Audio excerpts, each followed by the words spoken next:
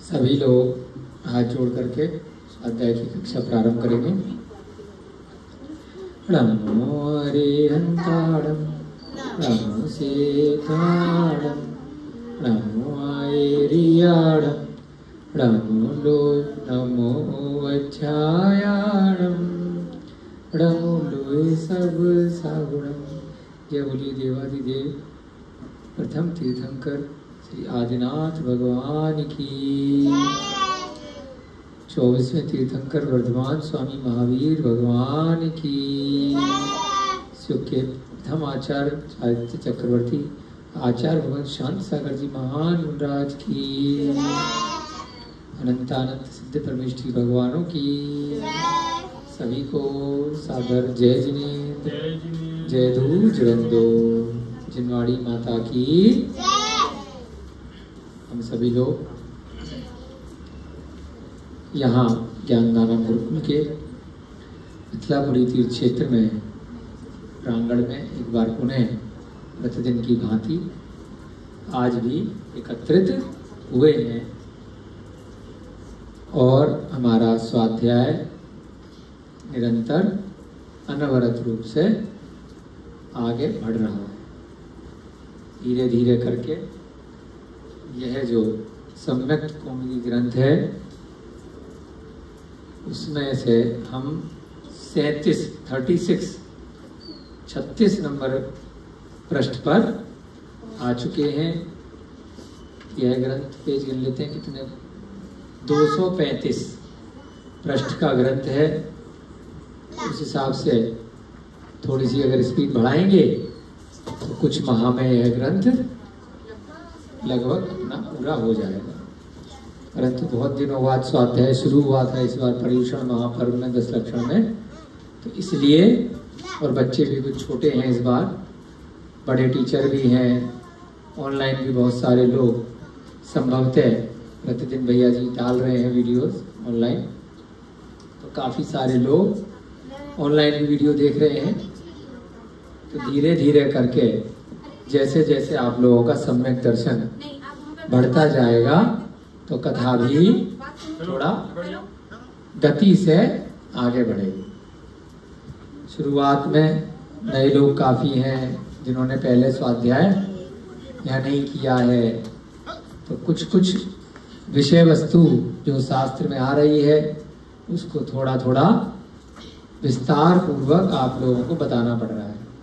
क्षेत्र कौन सा कहाँ है ना, अन्य विषय थोड़ा सा बता देते हैं। जम्मूद्वीप कहाँ है, भरत क्षेत्र कहाँ है।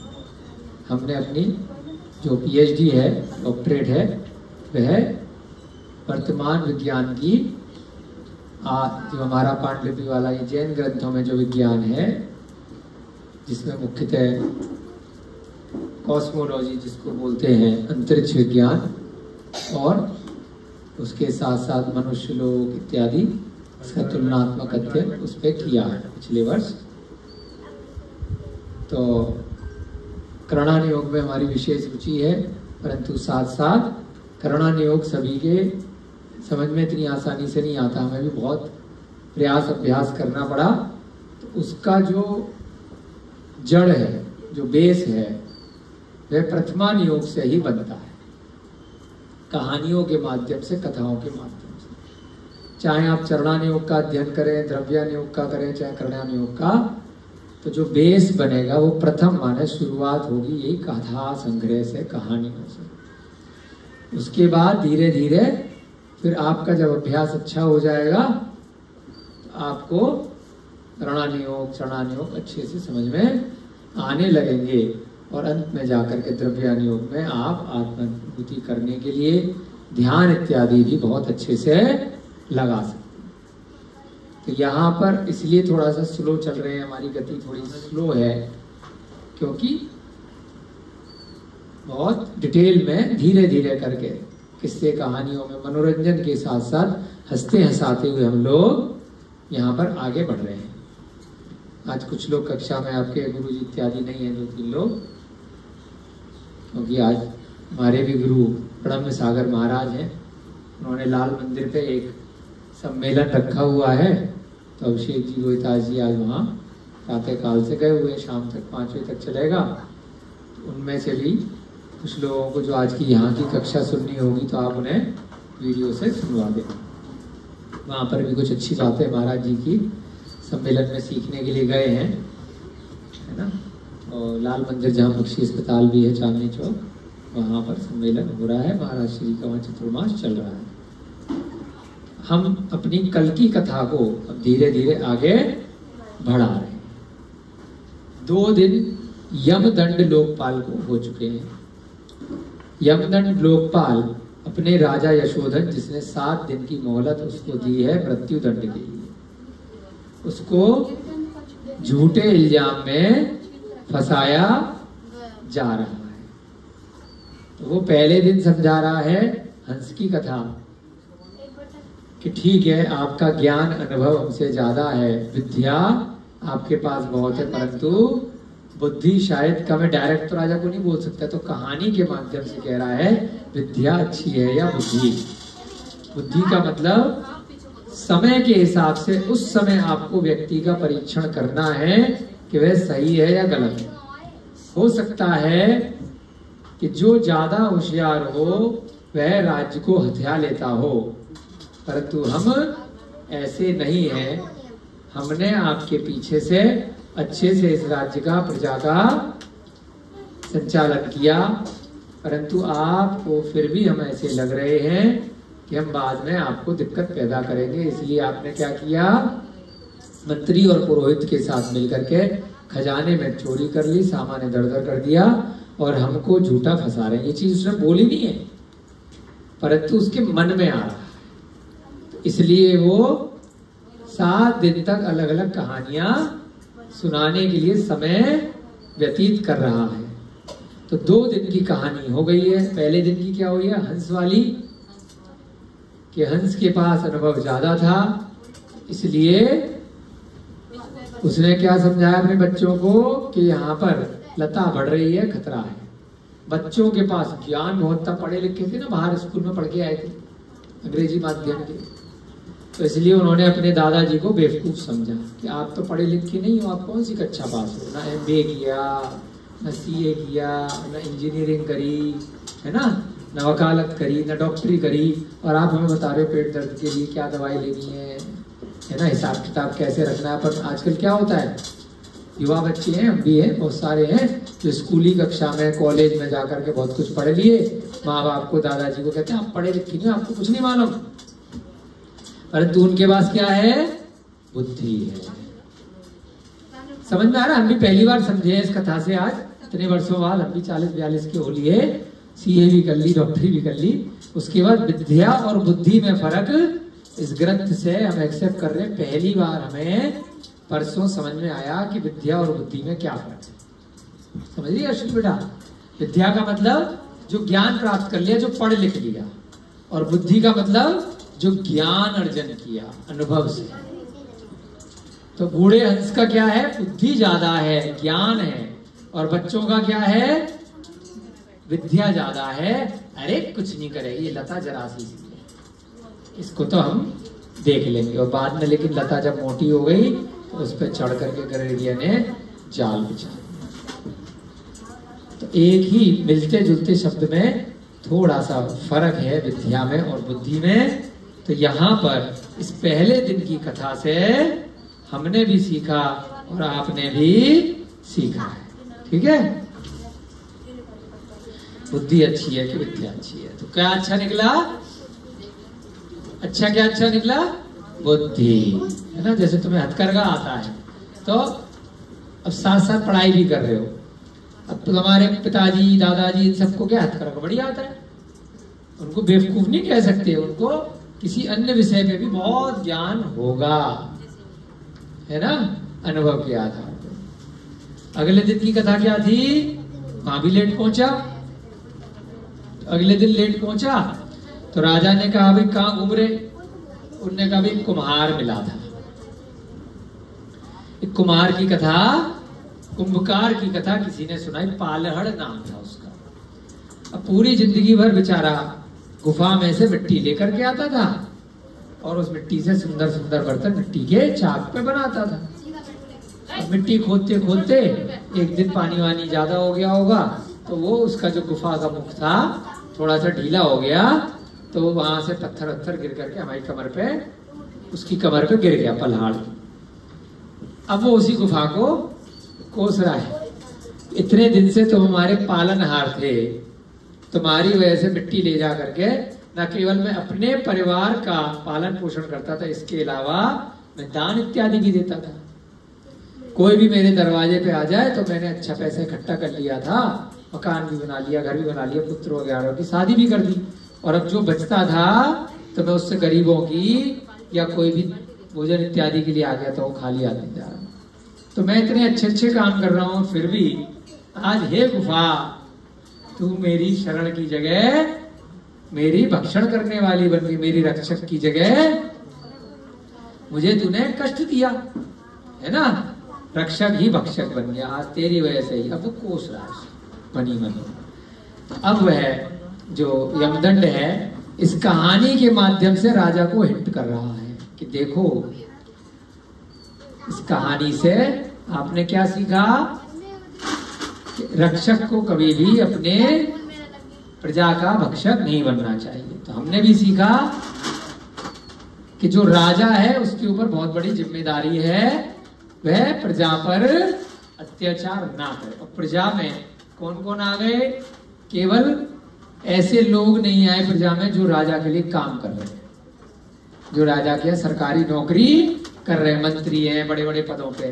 प्रजा में कौन आए, उस राज्य में रहने वाले प्रत्येक जीव, पशु पक्षी भी आ गए, निर्धन भी आ गए, बच्चे भी आ गए, वृद्ध भी आ गए, महिलाएं भी आ गई, कोई बीमार भी आ गए, अंधे भी आ गए, लूले भी आ गए, लंगड़े भी आ गए, अपाहिज भी आ गए, मानसिक रूप से बीमार भी आ गए, है ना, व्यसनी भी आ गए, तो सदगुणी भी आ गए, सब आ गए प्रजा में। और साथ साथ पेड़ पौधे भी आ गए, उनकी भी रक्षा करनी पड़ेगी राजा को, पशु पक्षियों की भी रक्षा करनी पड़ेगी। और राजा अगर ऐसा कानून निकाल दे कि भाई जाओ मछली खाओ, जाओ मुर्गा खाओ, जाओ बकरा खाओ, गधे खाओ, घोड़े खाओ, कुत्ते खाओ, शेर खाओ, चीता खाओ, है बतख खाओ, हंसों को खाओ, तरह तरह के पक्षियों को, जानवरों को पकाओ, मारो, खाओ।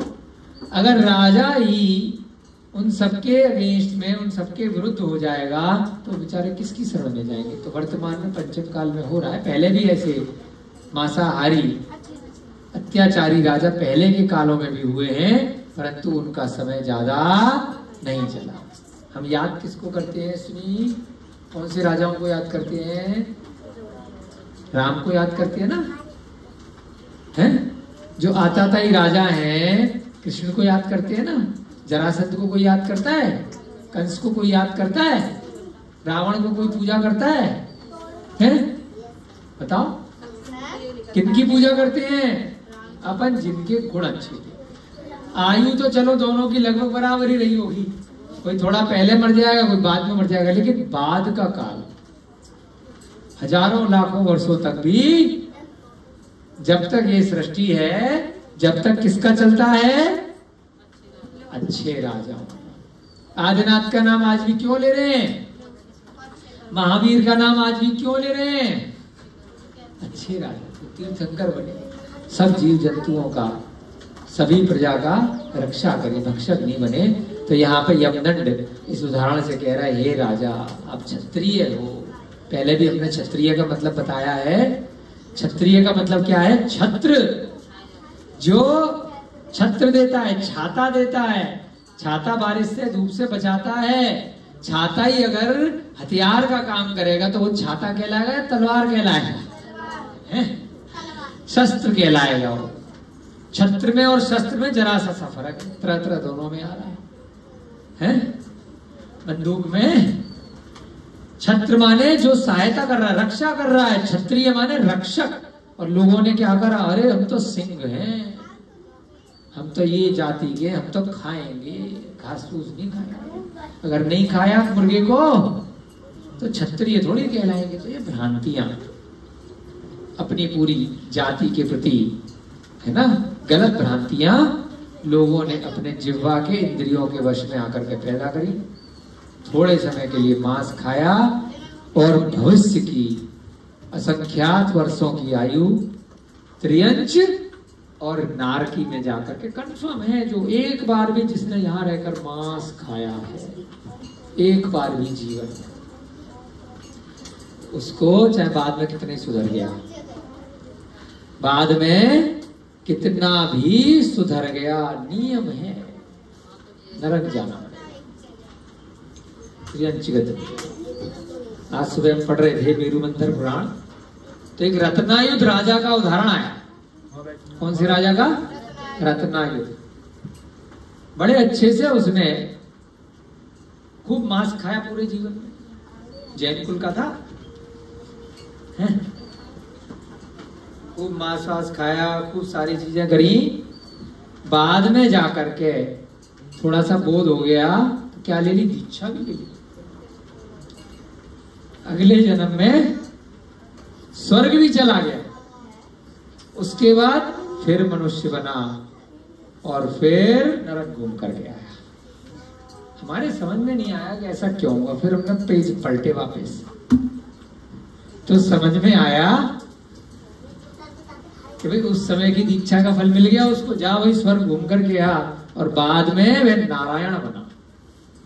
बढ़िया है ना। नारायण का नियम है कि अगले जन्म में नरक जाना पड़ेगा। पहले खूब मांस भक्षण किया, खूब अत्याचार किया तो नारायण भी बन गया, लेकिन नरक जाना पड़ा।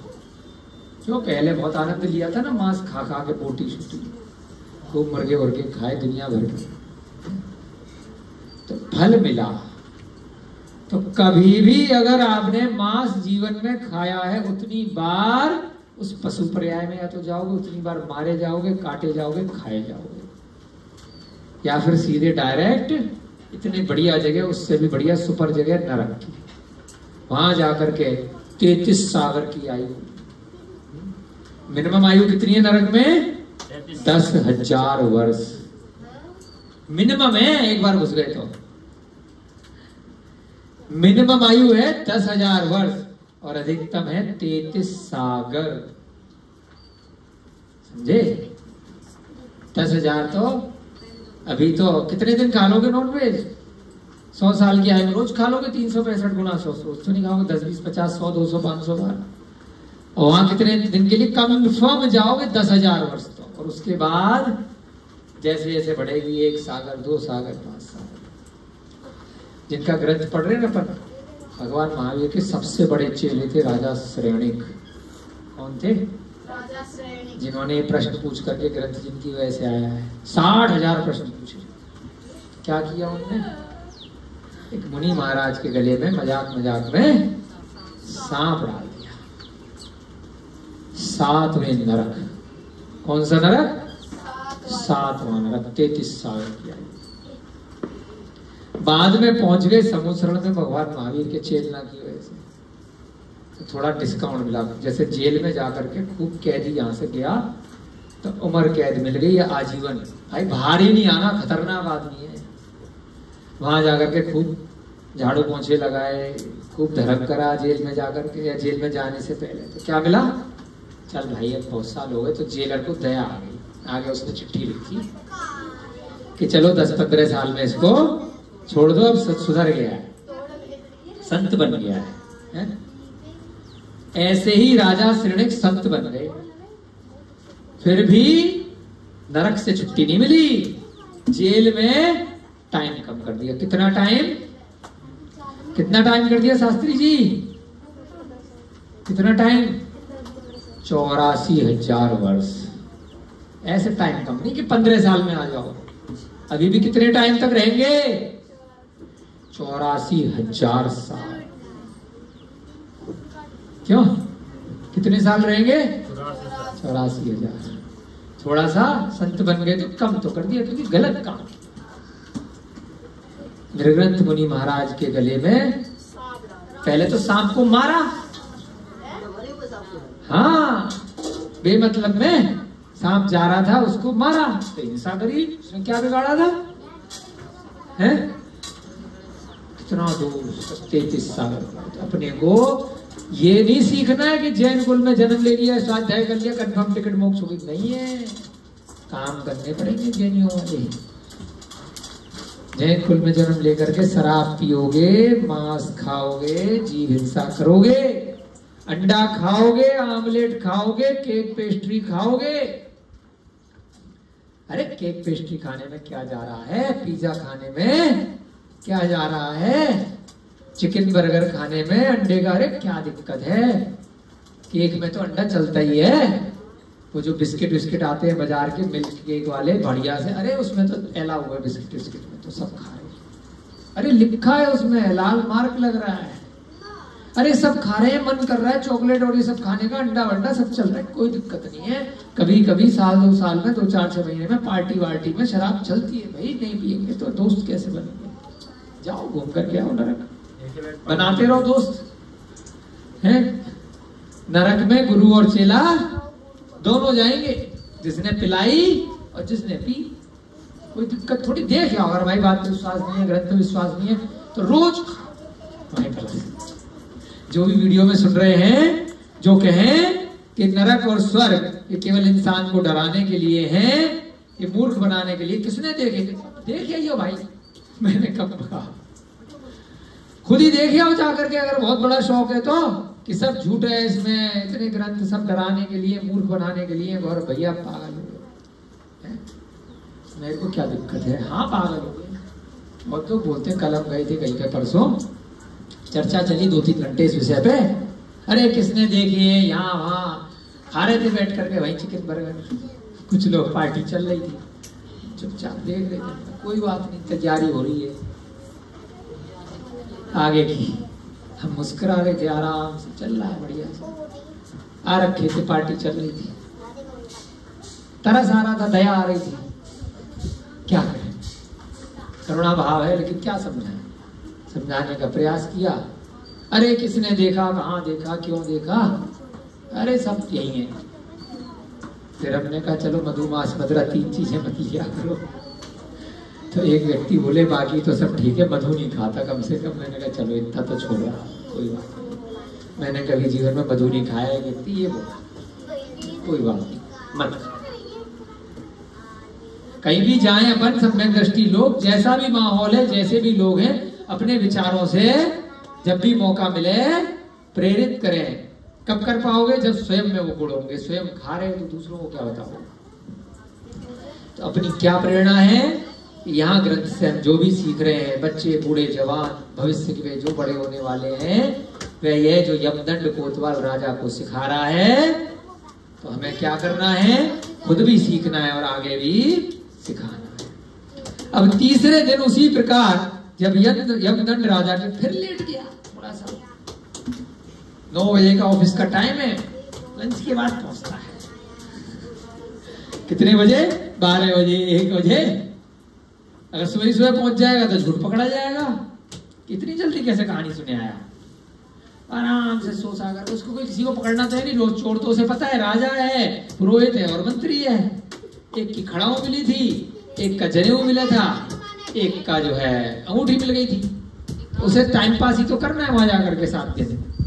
7वें दिन हो सकता है राजा के दिमाग की घंटी पड़ जाए, तो सुबह सुबह क्या करता है, जैसे हम स्वाध्याय कर रहे हैं, कहीं से कोई कहानी पढ़ता है, समझता है और राजा को सुना देता है। तो तीसरे दिन फिर पहुंचा, फिर लेट पहुंचा। राजा ने कहा, हे यमदंड, तूने चोर को देखा?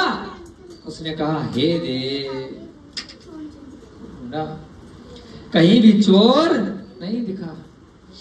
राजा ने कहा, अच्छा नहीं दिखा तो बहुत समय क्यों लगा, आज क्यों लेट आए, क्यों विलंब से आए? उसने कहा, देव क्या करो, आज भी जब आ रहा था मार्ग में एक कथा कहने वाला, तो यही कथा सुनाने वाले मिलते पूरी दुनिया में। राजा भी समझ रहा है, दाल में खाना है, रोज इसको कथा सुनाने वाले मिल जाते, क्या मामला है। रोज पान की दुकान में जाके खड़ा होता है और वहां पे जो है ना, कथा सुन करके चालू हो जाता है।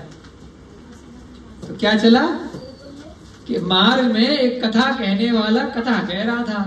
अब मैं खाली था तो मैं उसे सुनने लगा, इसलिए बहुत समय लग गया।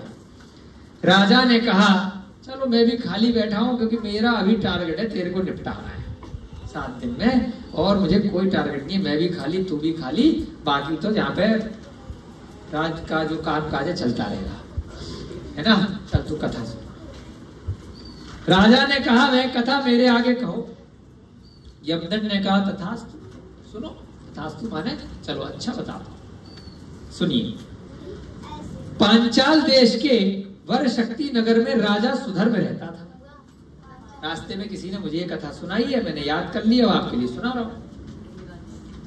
कौन सा देश है? पांचाल। राजा का नाम क्या है? सुधर्म। नाम ही सुधर्म, अच्छा धर्म करने वाला।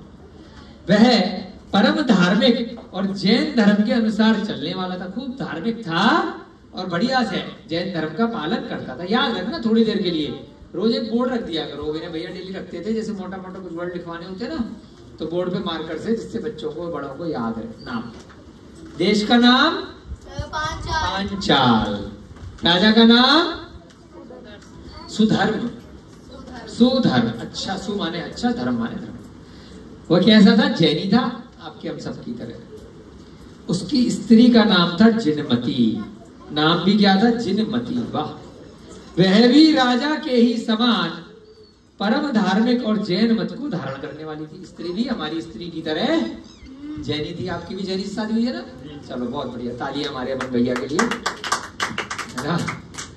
जिन आप लोगों की, आप लोग तो लेडीज ही हो जिन भी यहाँ जेंट्स की अगर शादी हो तो कोशिश करना, अगर जैन से नहीं भी हो तो कम से कम शाकाहारी हो, और अवगुड़ी नहीं हो, व्यसनी नहीं हो, है ना, पतिव्रता हो, है ना। अब एक ही पति को मानने वाली, ठीक है। और आप लोग भी जो पुरुष लोग हो, एक ही पत्नी में खुश रहना, 4-5 चक्कर मत चलाना। वह भी राजा के समान परम धार्मिक थी और जैन मत को धारण करने वाली थी, ठीक है। राजमंत्री का नाम जयदेव था। मंत्री कौन था? मंत्री का नाम था जयदेव, जो चारवाक मत का न्यायी था। कई सारे मत होते हैं, हमने भी जब पीएचडी करी थी तो उसमें सारे मत और सारे दर्शन हमें पढ़ाए गए थे कंपैरेटिव स्टडी में।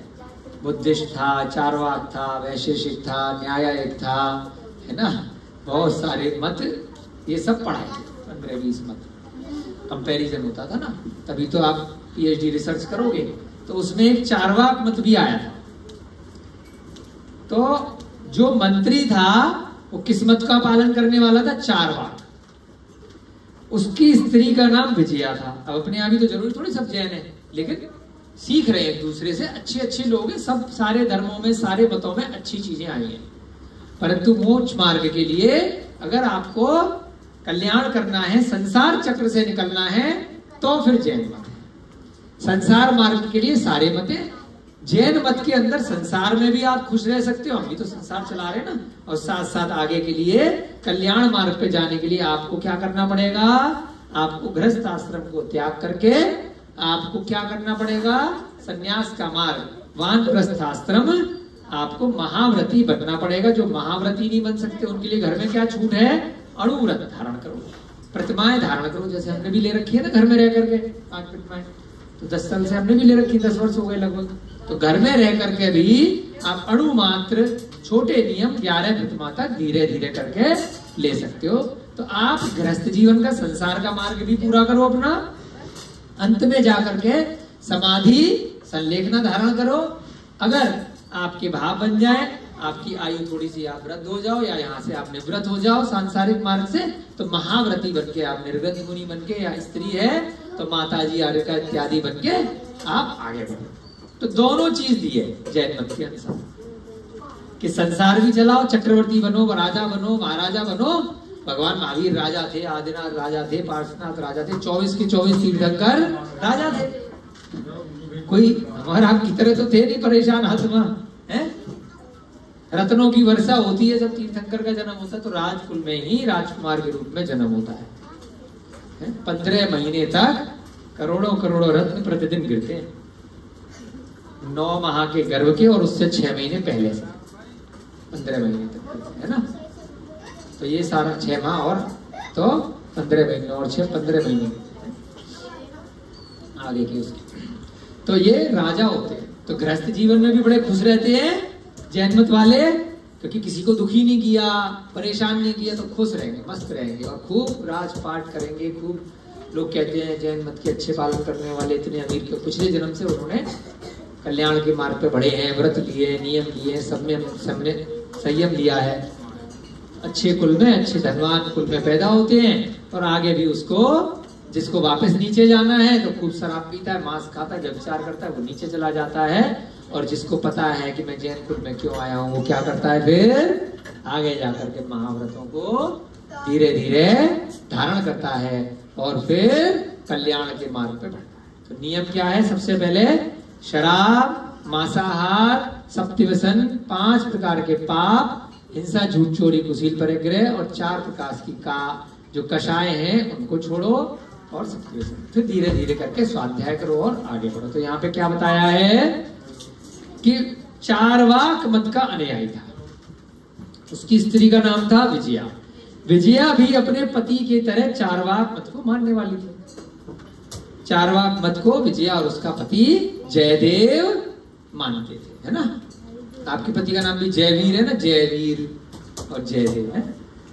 इस प्रकार राजा बहुत भारी सुख से राज्य करता था, खूब बढ़िया सब। एक दिन क्या हुआ, राजसभा में बैठा था। कौन सुना रहा है? कहानी चल रही है।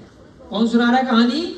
यमदंड लोकपाल तीसरे दिन की कहानी चला रहा है ना। पहले दिन की हंस की चली, दूसरे दिन की कुंभकार की चली, कुम्हार की चली, और तीसरे दिन की एक राजा की कहानी चल रही है। उसका चारवाक मत का अनुयायी उसका मंत्री है जयदेव, और राजा बड़ा खुश है। एक दिन जब राजसभा में बैठा था, उसके आगे किसी ने कहा, हे देव, महाबल नाम का बैरी प्रजा को बहुत पीड़ित कर रहा है। राजसभा चल रही है, मंत्री बैठा है, आया कोई दूत, उसने खबर दी कि महाबल, जैसे यहाँ पे आ जाता, अरे ये सुनी, अरे कुछ लोग आए, अपने को डिस्टर्ब नहीं कर रहे, आए जाए, अपना रास्ता नापे, अपने को क्या है। सड़क पे बिताने कितने लोग आते हैं, सबसे ज्यादा के थोड़ी पूछेंगे क्यों आए हो, क्यों गाड़ी खड़ी करी, आए जाए, अपना चले गए, काय टेंशन ले। तो लेकिन आकर के खबर दी इसने भी दूध की तरह, रे भैया कुछ लोग आए, चले गए, आए थे घूमे फिरे चले गए, अपने क्या है। तो ऐसे ही महाबल नाम का आता ताई प्रजा को बहुत तंग कर रहा है। यह सुनकर कितनी हिम्मत। राजा को वहीं सिंहासन पे बैठे बैठे क्रोध आ गया। उसने कहा, यह तब तक कंठ से गर्जना कर ले जब तक मैं नहीं जा रहा। बोल दो, हल्ला मचा रहा है। ये भी हल्ला मचाते ना, गाली वाली देते हैं गाँव के, आते हैं नशेड़ी लोग। हम कहते हैं अपने आप चले जाएंगे, हैं, हम अपनी क्लास लगाएंगे, हमें किसी से कोई मतलब नहीं। जब अंदर आके डिस्टर्ब करेगा फिर अपन देखेंगे। बाहर की बार सड़क पे कोई कुछ कर रहा है तो ऐसे तो गली मोहल्ले में पता नहीं कितने भौंकते हैं, जाके डंडा पत्ता लेकर के थोड़ी जाओगे।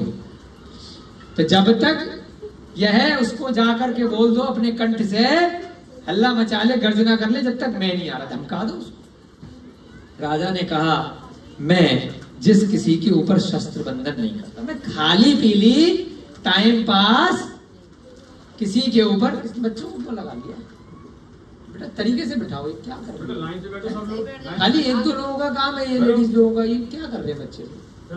ये कोई तरीका थोड़ी कक्षा में बैठने। बेटा क्या कर रहे हो तुम तीनों? सामने बैठे, कैसे अच्छा लगता है, चलाते हैं, कक्षा चल रही है, कैसे बैठे हो आप लोग छोटे छोटे बच्चे? टीचर्स का काम है अनुशासन में तरीके से बिठाओ, क्लास चल रही है तो उल्टे उल्टे बैठ जाते हैं 15 मिनट बाद सारे के सारे बच्चे, अच्छा नहीं लगता। एक दो लोगों का काम है, इनको मत लगाओ आप कक्षा में, मतलब थोड़ी उल्टा मुंह करके बैठ गए सारे, इनकी लिए कक्षा लगा रहे हैं और पीछे मुंह करके, नहीं ऐसे नहीं करो, है ना। तो क्या कहा राजा ने, मैं ऐसे ही किसी के ऊपर शस्त्र बंधन नहीं करता, शस्त्र उठा करके फालतू थोड़ी मारने जाऊंगा किसी को। अर्थात सभी पर जो मेरी शरण में आ जाए माफी मांग ले, पहले कह दो सभी पर मैं शस्त्र नहीं उठाता, किंतु जो युद्ध में खड़ा हो रहा है, आ रहा है वो मेरे सामने, तो फिर मैं अपनी रक्षा के लिए और प्रजा की रक्षा के लिए इसको क्या बोला? 4 प्रकार की हिंसा है जैन मत में। कौन कौन सी?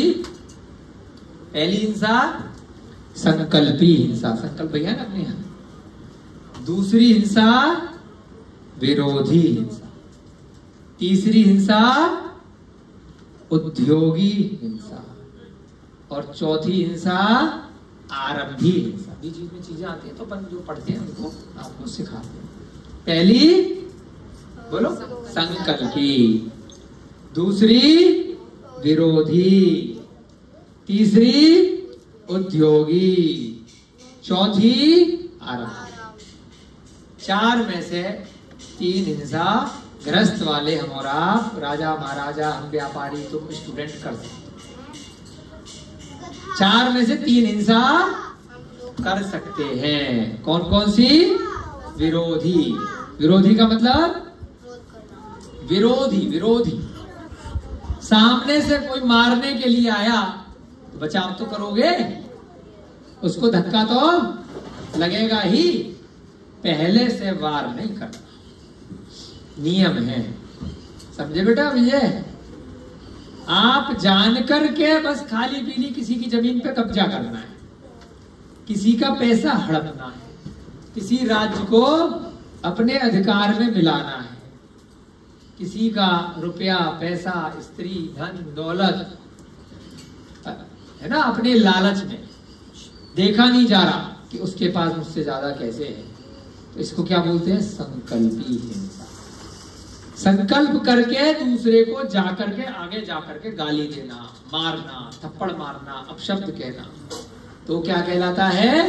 संकल्पी हिंसा। इसका दोष गृहस्थ को लगेगा, नरक जाएगा। सांप उठाया है ना, अब वो मान लीजिए कोई भी जीव जंतु है आपके ऊपर आक्रमण कर रहा है, तो बचाव में अगर उसको कष्ट हो गया, आप जाकर के, कुत्ता जा रहा है लिया पत्थर मार दिया, संकल्प। सांप जा रहा है आपके ऊपर अटैक नहीं किया, आपने उसको डंडों से रात भूसों से जानबूझ करके मार दिया, जा रहा है मेरा क्या बिगाड़ रहा है, अरे अब कल को मार देगा, मच्छर है, गलती से आपने फूंक मारी, उंगली से धीरे से हटाए, परंतु बेचारा मर गया। विरोधी, आरंभी हिंसा या विरोधी है। लेकिन अगर देखा मच्छर,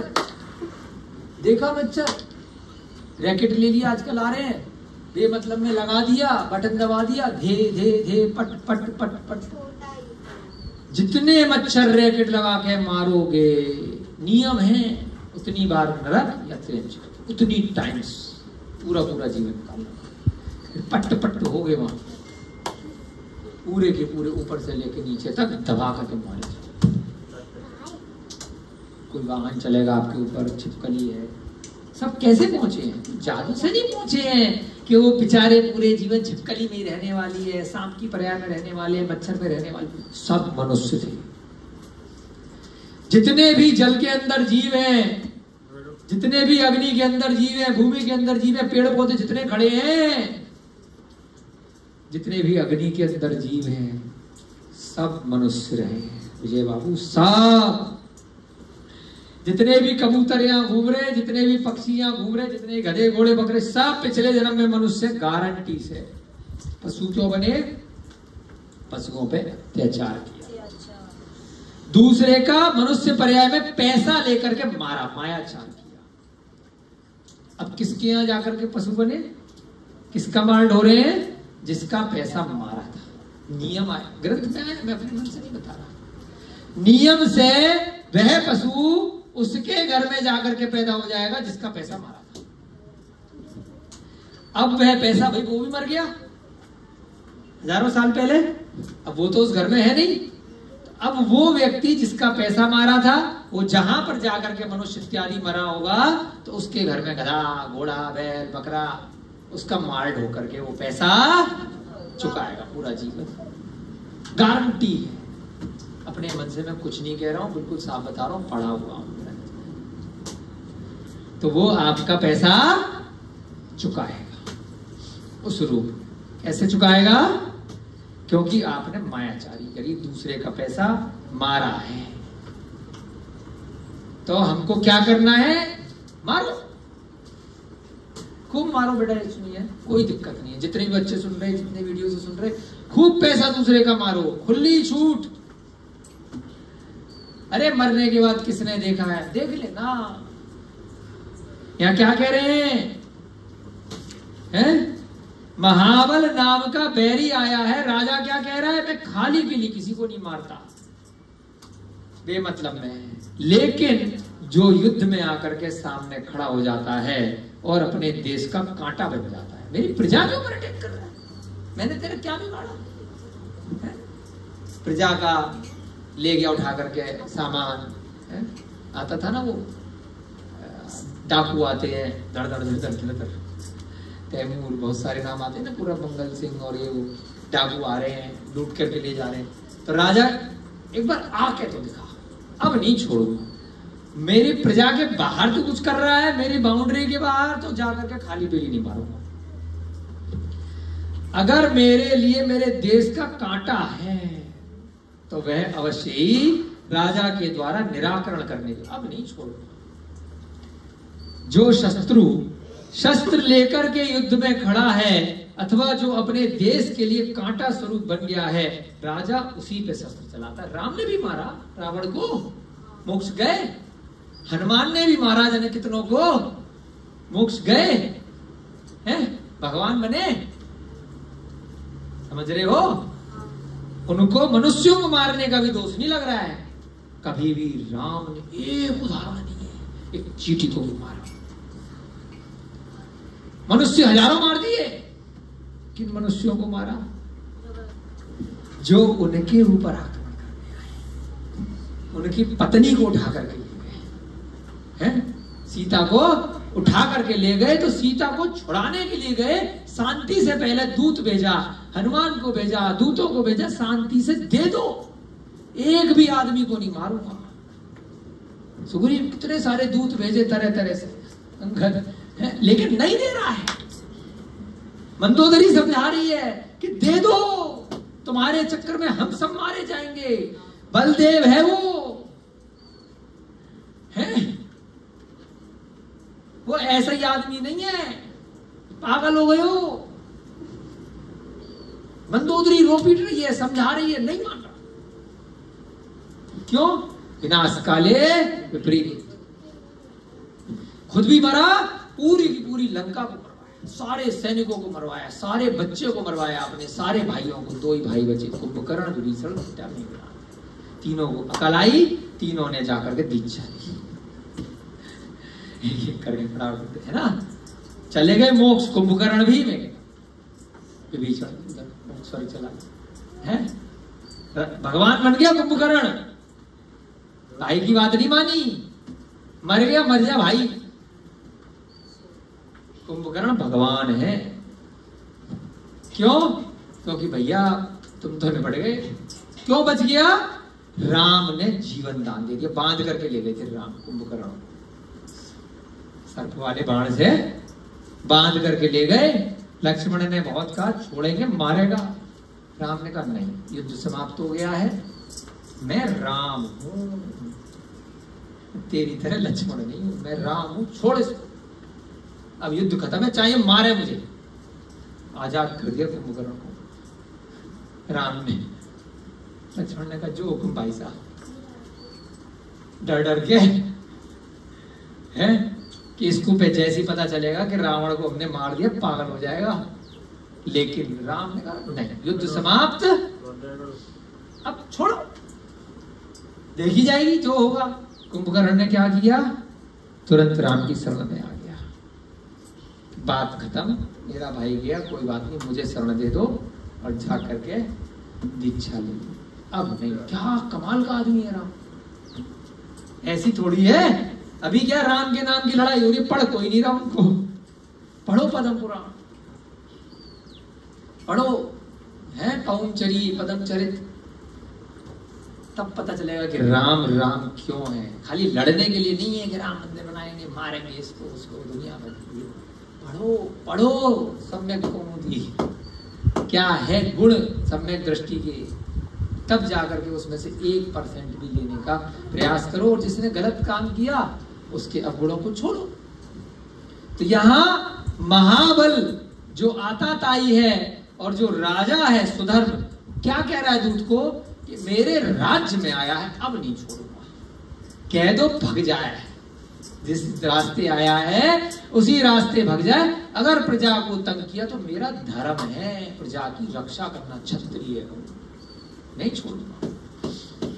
जो शत्रु शस्त्र लेकर के युद्ध में खड़ा है और जो मेरे लिए मेरी प्रजा का कांटा बन गया है, तो राजा उसी पे शस्त्र चलाएंगे, है ना। जो कांटा है, दीन दुखी कन्या पुत्र और अच्छे अभिप्राय वालों पर नहीं चलाएंगे। अगर वो स्त्री होगा, कन्या होगा या पुत्र बच्चा होगा, नहीं चलाऊंगा शस्त्र। वृद्ध होगा, ये नियम है क्षत्रिय होने का। दीन दुखी पशु पक्षी, गलती से मारा गया, हाथी, भाई युद्ध में हाथी पे आ गए, घोड़े पे आ गए, शेर पे आ गए, बैल पे आ गए, तो अपन तो उस पे बैठ कर गया है, चला उस पे रहे हैं, तलवार है, तीर है ना, परंतु गलती से पशु पक्षी पे लगा है, हमारी इंटेंशन उसको मारने की नहीं है, तभी मारेंगे पशु पक्षी, नहीं तो पशु पे कोई भी हथियार, उसकी क्या गलती है। तो वाहन के रूप में लेकर के आया ना मारने, वितरण। कभी भी कोई भी अच्छा राजा किसी पशु पक्षी पे हथियार नहीं चलाएगा। बाड़ों की बौछार करी है तो बेचारे उसमें मारे गए, तो बाद में क्षमा याचना करेगा कि इस युद्ध के कारण से इतने निरीह जीव जंतु प्राणी जिनका कोई दोष भी नहीं था वो मारे गए, मुझे उसकी क्षमा दीजिए।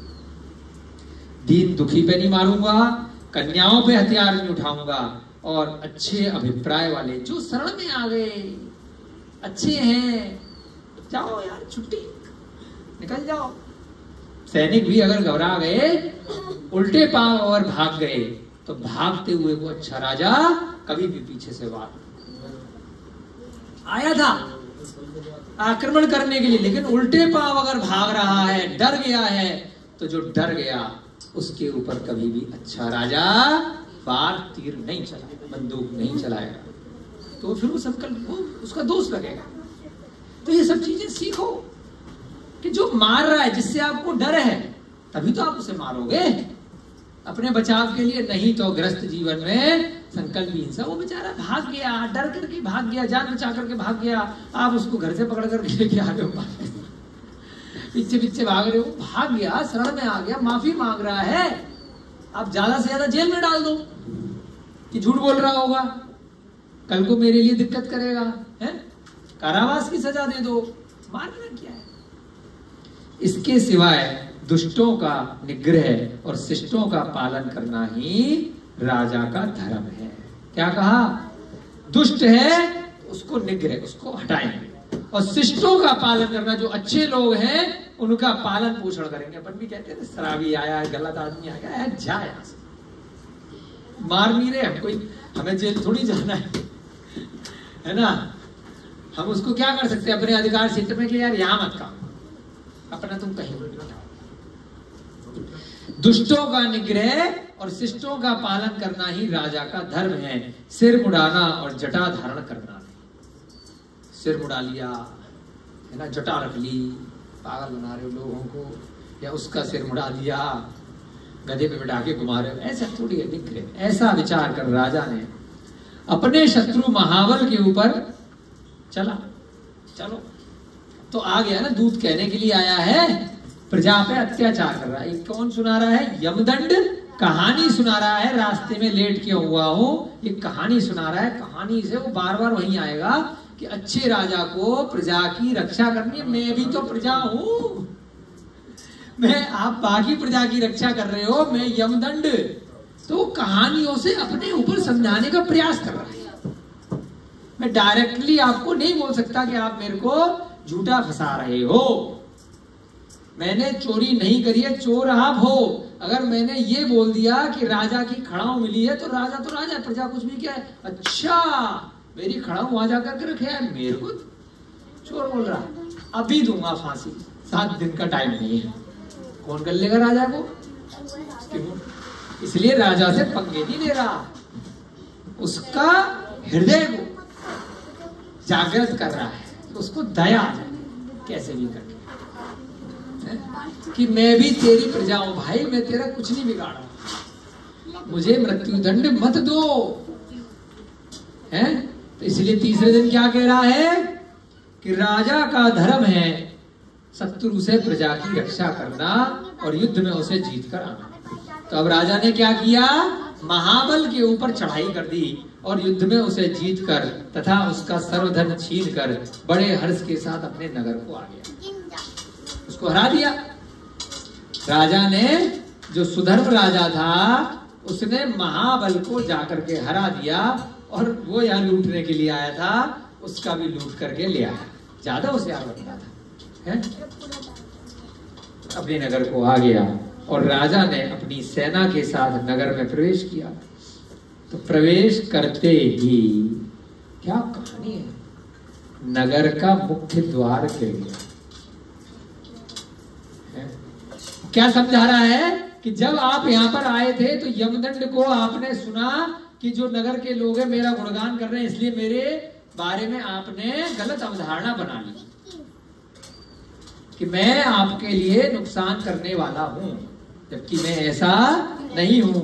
वह जो सुधर्म राजा आया था महाबल को जीत करके, इतनी सारी सेना जैसी घुसी तो गेट पर जैसे ट्रैक्टर टक्कर मार देता है, कोई गाड़ी टक्कर मार देती तो टूट जाता है ना, आपकी गाड़ी ने टक्कर मार दी, टक्कर उक्कर लग गई तो गेट गिर गया।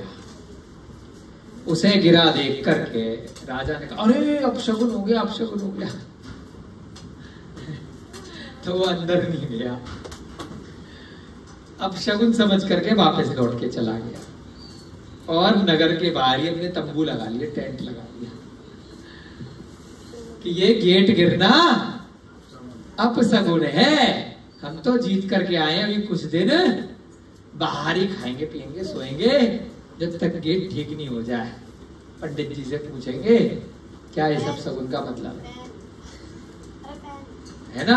अब क्या हुआ, मंत्री ने, ठीक है भैया कितने दिन राजा को बाहर रखेगा, मंत्री ने शीघ्र ही प्रमुख द्वार दोबारा से रिपेयर करवा दिया। जहां से टूटा था, जो गेट था नगर में घुसने का, बाउंड्री जो थी बॉर्डर पे जो गेट था, मंत्री ने सारी पब्लिक लगा करके जो मिस्त्री बढ़िया से बुलाए और उस गेट को ठीक करवा दिया। परंतु दूसरे दिन प्रतौली प्रमुख द्वार गिर गया है। अभी क्या था, फिर गिर गया, कच्चा पक्का रहा होगा या एक द्वार। प्रतौली मतलब अभी वो फिर बारिश आ गई या कुछ हुआ, फिर गिर गया, फिर ठीक किया, तीसरे दिन भी गिर गया। अब 3 दिन तक राजा यार परेशान हो गया अपनी सेना को, क्या मामला है। रण अग्रभाग में कीर्ति का संचय करने वाले योद्धा हाथी घोड़े और रथों पर सवार तथा निर्भय होकर सामने स्थित योद्धाओं को मारने के लिए ही सम्मुख जाकर प्रहार करते अन्य लोगों के लिए। अब गेट से थोड़ी लड़ेंगे, वो राजा महाराजा सैनिक जो है युद्ध वहां तो जीत करके आ गए लेकिन गेट से नहीं जीत पा रहे। उससे तो मिस्त्री जीतेगा, जिसका काम उसी को साझे। सैनिक वहां पे जाकर के चिल्लाएं, मिस्त्री पे चिल्लाएं, अबे कैसे बना रहा, तो मिस्त्री कहेगा करा ले भाई, मैं तो जा रहा, दूसरे मिस्त्री को ले ही हो। तो 3 दिन से ड्रामा चलता रहा। बड़े बड़े योद्धा बाहर खड़े हैं रण के अग्रभाग में, जिन्होंने बहुत कीर्ति, हाथी घोड़े खड़े हैं, रथ खड़े हैं, निर्भय होकर के दूसरे योद्धाओं को मारने के लिए खड़े हैं। लेकिन अब गेट को कौन मारेंगे। और अब अपशगुन दिमाग में है कि अंदर कोई दिक्कत आ सकती है, इसलिए वो नहीं जा रहा है।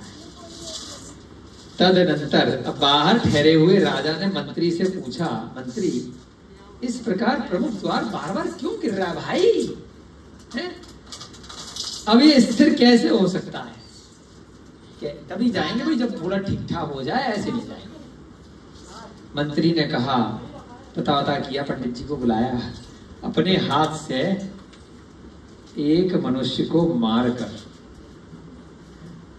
सुनो दिमाग से, बहुत बैठो अमन जी, चारवाक मत को मानने वाला था।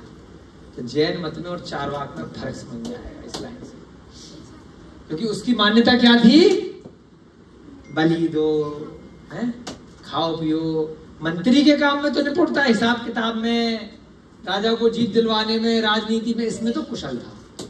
परंतु उसकी व्यक्तिगत मान्यता क्या थी? मांस खाना। उसने राजा को क्या सेट किया कि राजा जी एक काम करो, अपने हाथ से एक मनुष्य को मार। भाई वैसे मनुष्यों को मार के आया है जो युद्ध में, वो बात अलग है, परंतु बलि दे दे।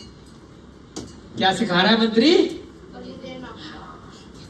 और उसके रक्त से यदि प्रधान द्वार को सींचा जाए, तो ये जो सीमेंट में पानी वानी मिला रहे हो ना चूने वूने में, उस समय तो सीमेंट नहीं चलता होगा है? तो पानी कौन सा डालो? पानी मत डालो। क्या डालो? जिस साधारण बच्चे मनुष्य को मारा है उसका खून डालो, तो उससे जो है ये स्थिर हो जाएगा, अन्य प्रकार नहीं। यह हमारे कुल आचार्य का मत है। मैं पूछ करके आया हूं, हमारे चारवाक मत वाले जो हमारे गुरुजी हैं, उन्होंने हमें ऐसी ऐसी बलि देने की शिक्षा दी। पिछले दिनों काली देवी पे बलि, यहाँ बलि, वहां बलि, है ना, बकरे की बलि। अब वो मत के हिसाब से चली आ रही है, ठीक है, जाओ 2 बलि। अभी तो तुम्हारा लग रहा है कि मानसिक भ्रांति है, साइकोलॉजी है। अभी तो तुम्हें लगेगा कि काम हो गया, बाद में जितनी बार जितनों को बकरों को बलि दोगे, भैंसों को, गधों को, भूख करके आना नरक, कोई दिक्कत नहीं। तभी तो भरे पड़े हैं नरक त्रियंच गति। इतने से मैं कितने त्रियंच बताए थे? 30 जीव, अंगूठे में, नोक पे, पैन की निप पे इतने जीव हैं। कबूतर का आकार ले लें तो 45 लाख योजन फुल हो जाए। 343 धनराजू का 3 लोग हैं, ठसाठस भरे पड़े स्थावर जीव हैं।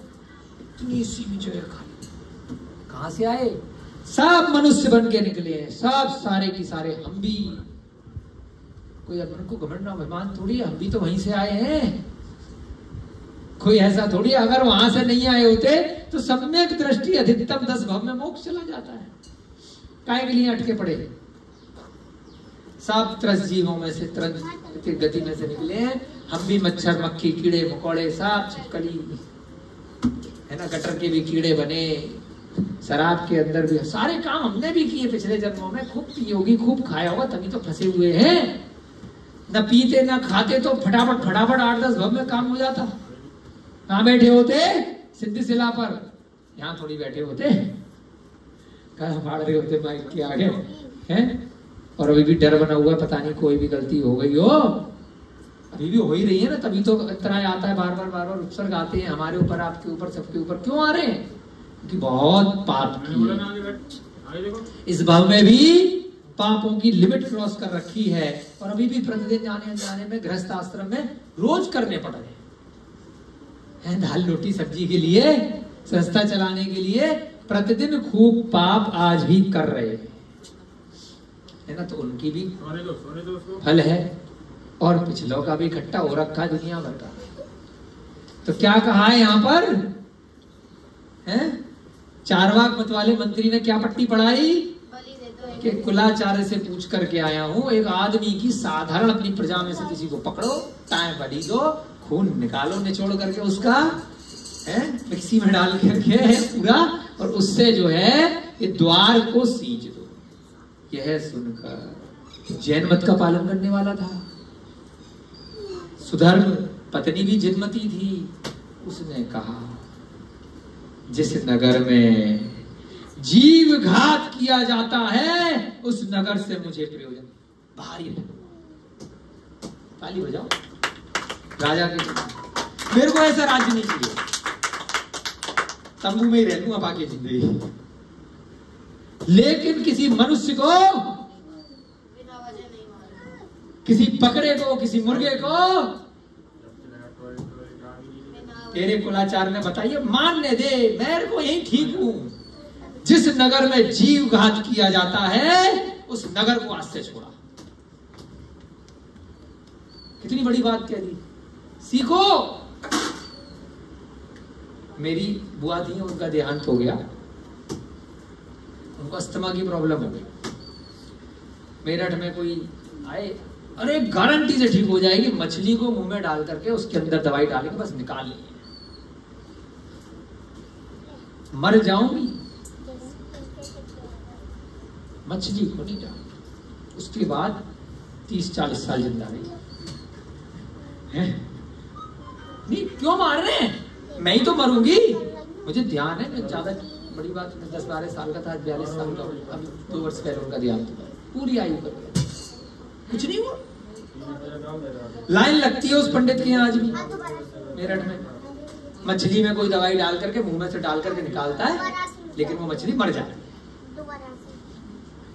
ऐसे ऐसे अरे सीधे दवाई खिला दे भाई, हमारे पास आ जा, रोहिता जी के पास आ जा, वैसे अस्थमा ठीक कर देंगे तेरा। प्राण जाए परंतु जीव घात नहीं करे। आज अच्छी जगह पूरा धर्म करती थी, कहीं ना कहीं अच्छी जगह में रही होगी, बहुत अच्छे से, बिना किसी कष्ट के साथ ध्यान दिया,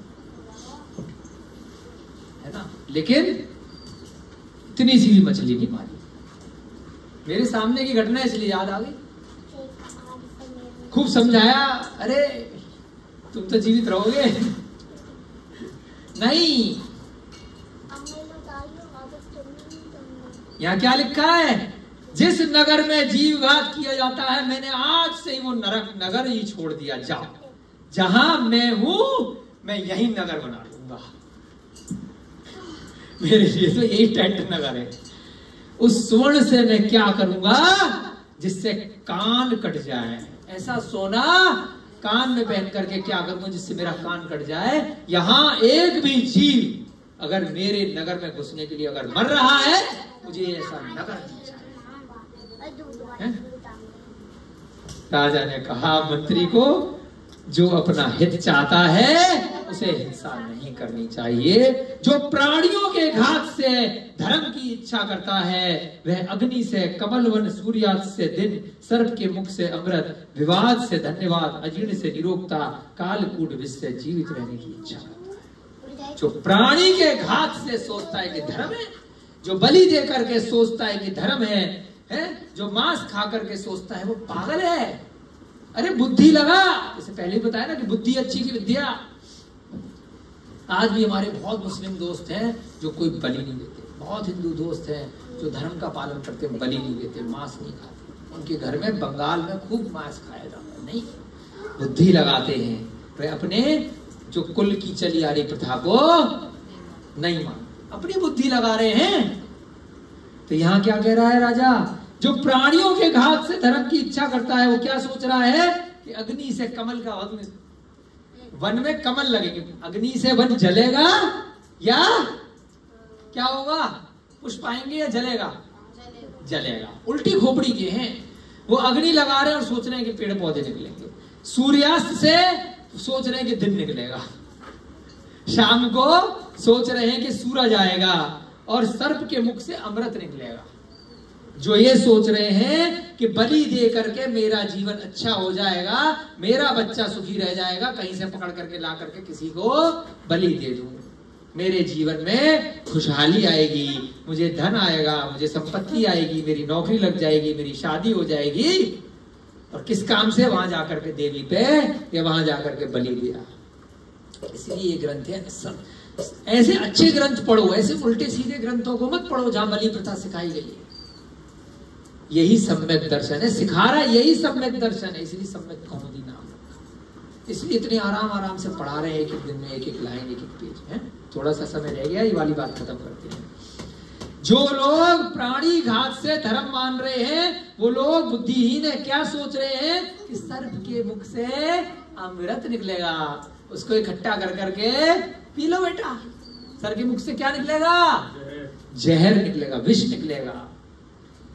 अजीर्ण से निरोगता मिलेगी, कालकूट विष से जीवित रहने की इच्छा करता है, यानी कि काल आ गया है और सोच रहा है जिएंगे जिएंगे जिएंगे। तो यहाँ पर वह राजा उस मंत्री को फटकार लगा रहा है, तू और तेरे कुलाचार्य अपनी खैरियत चाहते हो तो पतली गली से निकल लो, मुझे यह गेट नहीं बनवाना, मुझे अंदर जाना ही नहीं है।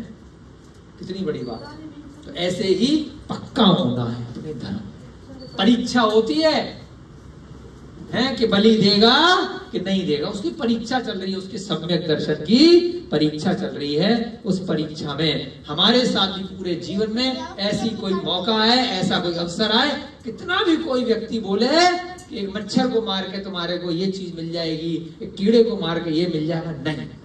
गलती से मर गया, अपन कुछ नहीं कह सकते, बाद में प्रतिक्रमण कर लेंगे, क्षमा याचना कर लेंगे, है ना। कि जाने अनजाने में पूरे दिन में हमसे कोई गलती हुई हो, उसके लिए या भविष्य में, है ना, छोटे छोटे जीव जंतुओं में, उसको क्या बोलते हैं, आरंभी हिंसा। घर के काम में आप लोग काम कर रहे हैं, आरंभी हिंसा में दोष नहीं लगता है। उसके अलावा आपकी उद्योगी हिंसा, अब उद्योग करने के लिए आप जा रहे हो, गाड़ी से जा रहे हो, आप सामान बना रहे हो, है ना, थोड़ी बहुत हिंसा हो गई। तो 3 हिंसा कौन सी आपको अलाउ है? आरंभी हिंसा, आपके घर के कार्य में, जीव जंतु खाना बनाने में, है ना, वो मर गए बेचारे, जानबूझ के नहीं मारे, आटा पिसाया, बहुत सारी चीजें, है ना, अपन कोशिश कर रहे हैं खेती बाड़ी में। आरंभी हिंसा आरंभ के कार्य में। उद्योगी हिंसा व्यापार इत्यादि में, उद्योग करने में, मिट्टी वाले ताऊ बर्तन बना रहे हैं, कपड़े बना रहे हैं, अलाउ।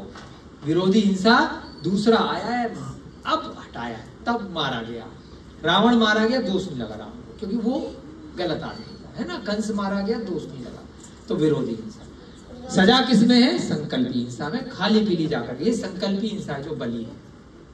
आपने मेरा कुछ नहीं बिगाड़ा, बस मैं बेतुक में मार रहा हूँ। तो ऐसे यहाँ पे यमदंड को संकल्पी हिंसा करना चाह रहा है राजा शोधन। तो वो क्या सिखा रहा है? मैंने तुम्हारा क्या बिगाड़ा है, क्यों मुझे मार रहे हो भाई, बहुत दोष लगेगा। तो इस कथा के माध्यम से वह सिखा रहा है। 30वें दिन की कथा चल रही है, आगे कल इस कथा को और आगे बढ़ाएंगे। आपका समय हो रहा है। जय बोली महावीर भगवान की, अनंतानंद सिद्ध परमेष्ठी भगवानों की, जिनवाड़ी माता की, सभी को जय जिनेन्द्र, जय दूर।